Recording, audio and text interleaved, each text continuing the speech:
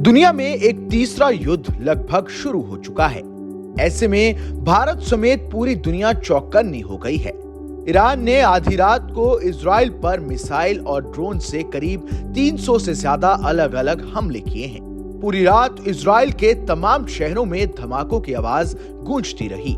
वहीं इजरायली सेना ने अपने एयर डिफेंस सिस्टम को एक्टिव कर दिया है। ईरान ने अपने इस ऑपरेशन को ऑपरेशन टू प्रॉमिस का नाम दिया है।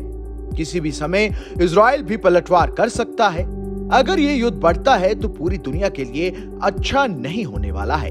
ऐसे में भारत ने इस हमले पर चिंता जताई है। ईरान के इजराइल पर मिसाइल और ड्रोन अटैक पर भारत ने रविवार को कहा कि वो इजराइल और ईरान के बीच बढ़ते संघर्ष को लेकर अत्यंत चिंतित है। विदेश मंत्रालय ने कहा, हम इजराइल और ईरान के बीच बढ़ती शत्रुता से गंभीर रूप से चिंतित हैं।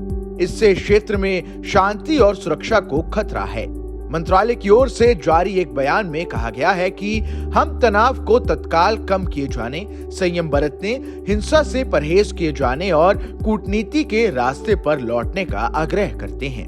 विदेश मंत्रालय ने कहा कि भारत हालात पर करीब से नजर रखे हुए है। मंत्रालय ने कहा, क्षेत्र में हमारे दूतावास भारतीय समुदाय के साथ संपर्क में हैं। ये जरूरी है कि क्षेत्र में सुरक्षा और स्थिरता बनी रहे।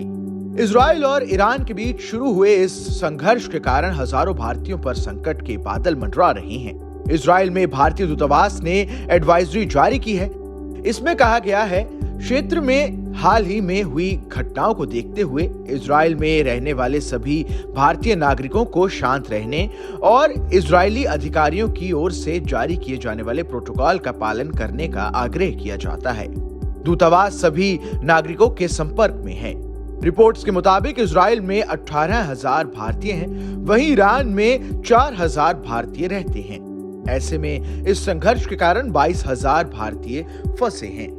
आपको बता दें कि इजराइल ईरान के बीच ये सारा मसला तब शुरू हुआ जब 1 अप्रैल को इजराइल ने सीरिया के दमिश्क में ईरानी वाणिज्य दूतावास पर एयर स्ट्राइक कर दी थी, जिसमें 7 ईरानी सैन्य अधिकारी मारे गए थे। इस हमले के बाद से ही ईरान बौखलाया हुआ था और इजराइल पर हमले को बेकरार था। वैसे तो पहले भी कई बार इजराइल ने सीरिया में हिजबुल्लाह और ईरानी ठिकानों पर मिसाइलें दागी हैं, लेकिन सीरिया में किया गया ये हमला ईरान की आंखों में खटक रहा था, क्योंकि इजराइल ने उसकी कमर्शियल एम्बेसी पर हमला बोलकर सीधे तौर पर ईरान की संप्रभुता को चुनौती दी थी और इस्लामिक रेवोल्यूशनरी गार्ड कॉर्प्स के वरिष्ठ अधिकारियों को मार डाला था। इस खबर में बस इतना ही। ये खबर आपको कैसी लगी हमें कमेंट कर जरूर बताएं। देश दुनिया की तमाम बड़ी खबरों के लिए देखते रहें न्यूज़ नेशन का डिजिटल प्लेटफॉर्म।